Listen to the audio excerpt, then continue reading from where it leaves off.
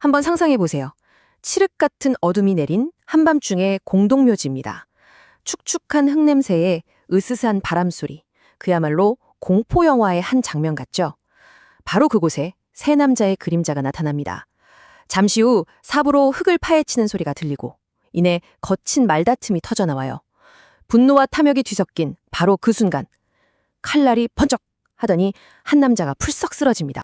네, 방금 묘사해드린 이 잔혹한 살인 장면, 이게 바로 우리가 어릴 적 그저 명랑하고 신나는 모험 이야기로만 기억하는 한 소설의 가장 어둡고 깊은 심장부입니다.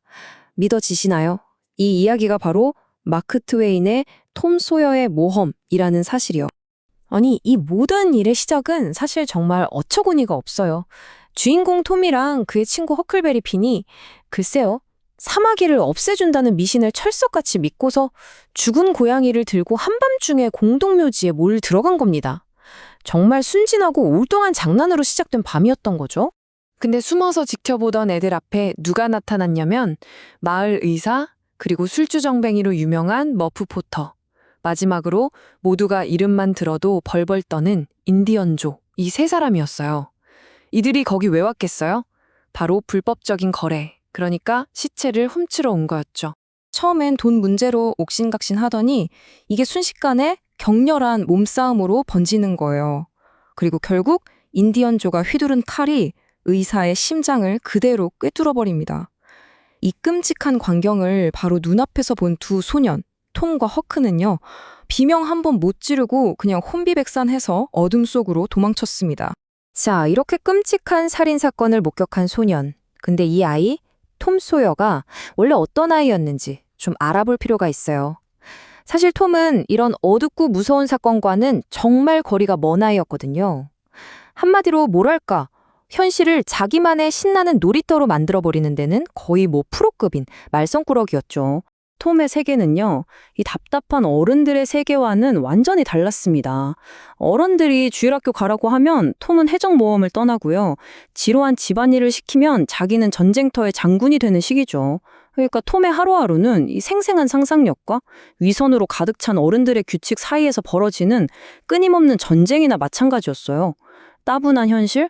그런 건 톰에게 없었습니다. 뭐든 자기만의 이야기로 바꿔버리는 천재였으니까요. 이런 톰의 천재성이 폭발한 사건이 바로 그 유명한 울타리 페인트 칠 사건이잖아요. 이건 그냥 잔머리 수준이 아니에요. 톰은 이걸 통해 인간 행동의 위대한 법칙 하나를 발견합니다. 그게 뭐냐면 어떤 걸 사람들이 막 갖고 싶게 만들려면 그냥 그걸 얻기 어렵게만 만들면 된다는 거죠. 와, 이거 완전 현대 마케팅의 핵심 아닌가요? 가치는 실체가 아니라 인식의 문제라는 걸 본능적으로 안 거예요. 하기 싫은 벌을 아무나 못하는 특권으로 포장해버린 거죠.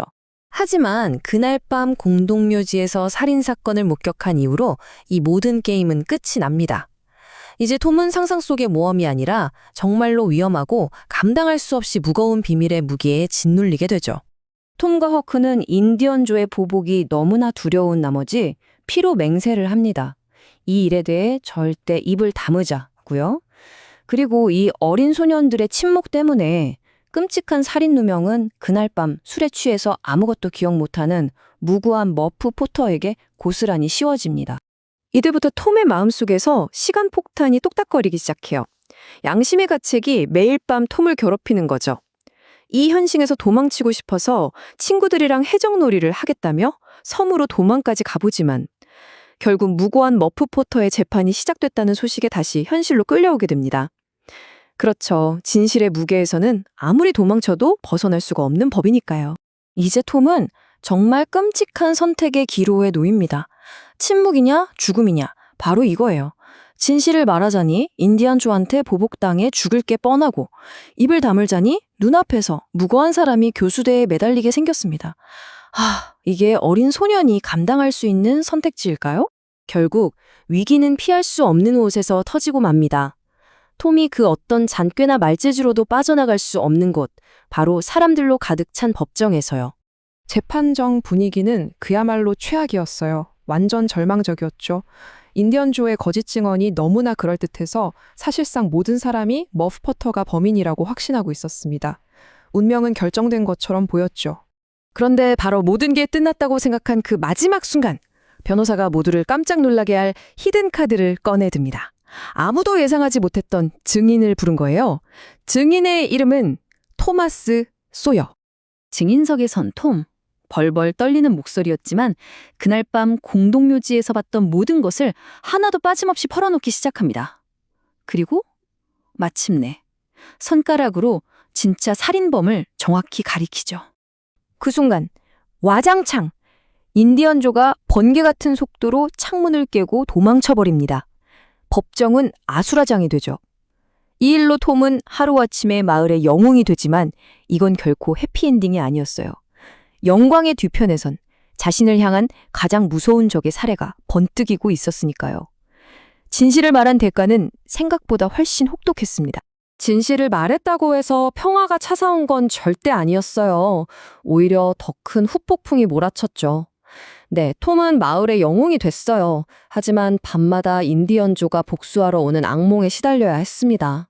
그러다 여자친구 베키랑 동굴 탐험을 갔다가 길을 잃고 며칠간 갇히게 되는데 바로 그 어둠 속에서 자신의 가장 큰 공포, 탈주범 인디언조와 딱 마주치게 됩니다. 그런데 아이러니하게도 이 최대의 위기 덕분에 인디언조가 숨겨둔 어마어마한 보물을 발견하게 되죠. 정말 영웅의 삶이란 게 결코 평탄치가 않네요. 그럼 인디언조는 어떻게 됐냐고요? 정말 허무하게 끝납니다. 마을 사람들이 아이들이 위험하니까 동굴 입구를 커다란 철문으로 막아버렸는데 하필 그 안에 인디언조가 있었던 거예요. 결국 그는 그 안에서 꼼짝없이 갇혀 굶어 죽습니다. 어떻게 보면 질서를 잡으려던 사회의 노력이 낳은 아이러니한 죽음이죠. 톰은 당연히 안도했지만 한편으로는 그 악당의 비참한 죽음에 왠지 모를 연민을 느끼기도 합니다. 자, 여기까지가 톰 소여의 파란만장한 이야기였습니다. 그렇다면 이 19세기 말썽꾸러기 소년의 이야기가 2026년을 살아가는 지금의 우리에게 과연 어떤 의미가 있을까요? 바로 이 문장의 핵심이 담겨 있다고 생각해요. 대중의 시선이 자신에게 쏠려 있음을 느끼는 해적답게 톰은요, 자기가 다른 사람들 눈에 어떻게 보일지를 정말이지 병적으로 의식하는 아이예요. 자기가 죽은 줄 아는 마을 사람들 앞에 보란듯이 장례식에 나타나는 쇼를 벌이는 것부터 영웅이 된 후에 으스대며 걷는 것까지 톰의 모든 행동은 철저하게 관객을 염두에 둔 퍼포먼스라는 거죠. 생각해보면 울타리 페인트 칠 사건부터 자기 장례식에 참석하는 쇼까지 톰 소여는 자기 인생을 하나의 매력적인 스토리로 만들어서 대중에게 보여주는 기술을 완벽하게 마스터한 셈이에요. 톰에게 세상은 거대한 무대였던 거죠. 이런 모습 혹시 좋아요와 구독을 위해 끊임없이 자신을 연출하는 오늘날의 우리 모습과 정말 놀랍도록 닮지 않았나요? 어쩌면 톰 소여야말로 잘 짜인 이야기가 현실을 어떻게 바꿀 수 있는지 본능적으로 알았던 최초의 인플루언서가 아니었을까요? 그래서 이 소설은 150년이 지난 지금 우리에게 이런 질문을 던집니다. 완벽하게 연출된 일상과 퍼스널 브랜딩에 넘쳐나는 이 세상에서 우리 모두는 톰 소여처럼 보이지 않는 관객을 위해 연기하며 살고 있는 건 아닐까요? 과연 진짜 나와 남들에게 보여주기 위한 나의 모습, 그 경계는 어디쯤일까요? 어쩌면 우리 모두의 마음속엔 세상이라는 무대 위에서 멋지게 한판 놀아보고 싶은 그런 톰 소여 한 명쯤은 살고 있는지도 모르겠습니다. 시청해주셔서 감사합니다. 구독과 좋아요 부탁드리고 다음 영상에서 만나요.